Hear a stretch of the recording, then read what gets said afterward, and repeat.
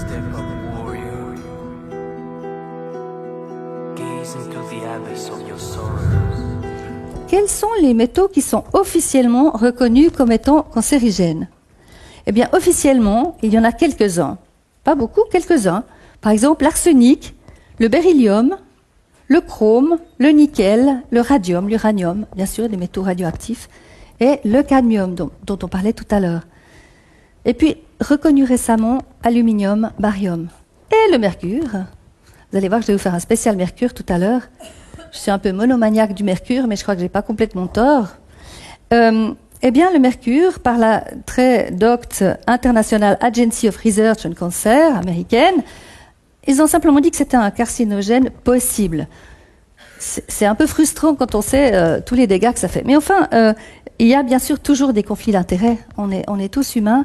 Et comme c'est une agence américaine et que dans à peu près tous les vaccins américains, il y a encore du mercure, ce qui est heureusement pas le cas en Europe, et qu'on a aussi des amalgames au mercure dans à peu près encore toutes les bouches, qu'il n'est toujours pas interdit d'en poser, enfin dans de nombreux pays, eh bien c'est un petit peu difficile de dire oui, le mercure est un cancérigène reconnu, parce que sinon on se tire une balle dans le pied.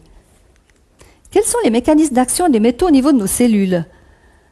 Il y a des mécanismes différents qui rendent ces métaux cancérigènes. C'est des tas de phénomènes différents, suivant le métal, suivant sa forme d'oxydation, le sel qui le compose, et sa manière d'entrer dans notre corps. Mais en fait, de manière générale, ils agissent sur notre ADN, donc ils sont des mutagènes directement. Ils agissent aussi sur l'apoptose et laissent des cellules mutées se reproduire. Ils bloquent nos enzymes cellulaires et prennent la place de bons oligoéléments. En fait, c'est ça l'histoire du nid de coucou. C'est principalement sur les enzymes. Et qu'est-ce que c'est que la fatigue chronique? La fatigue chronique, c'est pas que dans la tête, c'est aussi dans le corps. Clairement, ceux qui en souffrent le savent. C'est un épuisement. Et qu'est-ce qu'un épuisement? C'est que vos mécanismes cellulaires de produire de l'énergie ne fonctionnent plus. Donc, un certain nombre de vos enzymes sont simplement bloqués ou ralentis. Et on peut vraiment supposer que dans une bonne partie des cas, c'est à cause de xénobiotiques, et en particulier de métaux, qui ont pris la place des catalyseurs dans nos enzymes. Donc il y a des tas de réactions. Vous savez, il y a tellement de milliers d'enzymes qui permettent, tous ces petits rouages qui permettent à nos cellules de fonctionner. Si ça se bloque ou si ça se perturbe, c'est incroyable le nombre de symptômes qui vont en surgir. C'est tout à fait concret et mesurable d'ailleurs. En fait, les enzymes vont être utiles à tellement de réactions que ça explique la multiplicité de la toxicité des métaux. Mais on va y revenir. Ils agissent aussi sur nos leucocytes, sur notre système immunitaire. En fait, souvent, ils tuent directement. Ils sont toxiques pour nos cellules immunitaires.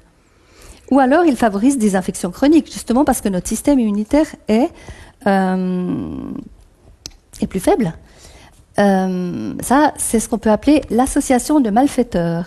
En général, vous avez d'abord un xénobiotique, vous avez un métal qui traîne par là où il ne devrait pas, vous avez une baisse immunitaire, donc vous allez faire des infections chroniques. Ça peut être des infections virales, bactériennes, mycotiques.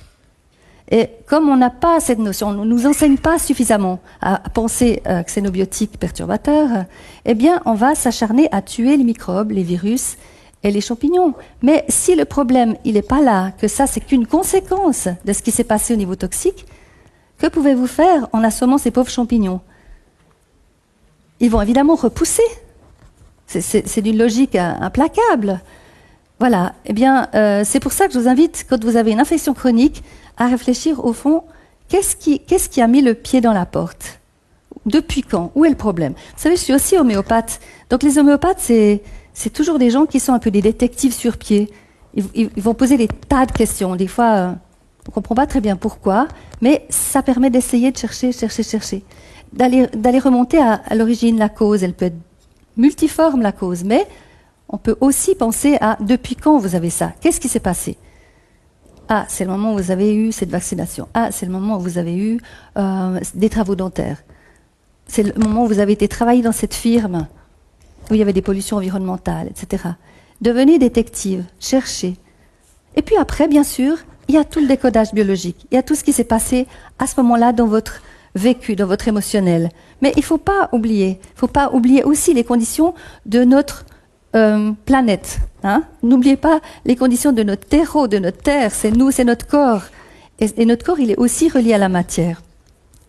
La production accrue de radicaux libres, bien sûr. Les radicaux libres, c'est toujours un mot que je trouve très joli, c'est radicalement libre, ça sont magnifiques.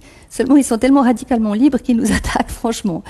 Donc, c'est toute l'ambiguïté de l'oxygène. On a vu au cours de ces 2 jours à quel point on avait besoin d'oxygène, à quel point l'oxygène était vital pour notre organisme, pour notre respiration cellulaire, etc. Alors, entre oxygène et oxydation, il s'agit toujours de l'oxygène. Donc, il s'agit toujours de savoir de quelle forme d'oxygène et où.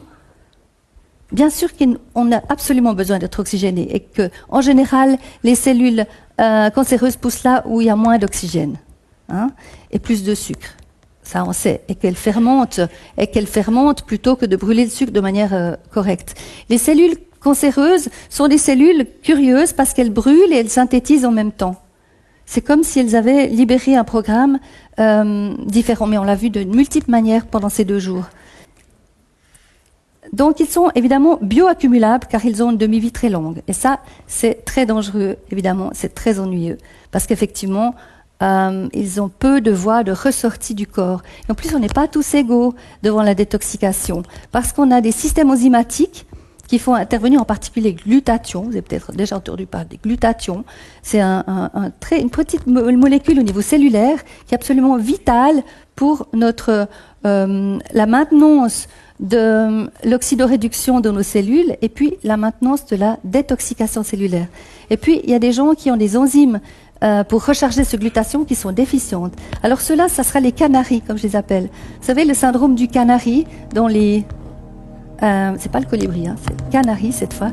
Dans les mines, on mettait autrefois dans les mines des cages avec des canaris, et quand le gaz arrivait, le coup de grisou, les canaris tombaient en premier et les mineurs savaient qu'ils devaient fuir. Et dans notre société, les gens qui sont actuellement atteints de tous ces syndromes bizarres, fatigue chronique, fibromyalgie, sensibilité chimique multiple, etc., ce sont nos canaris.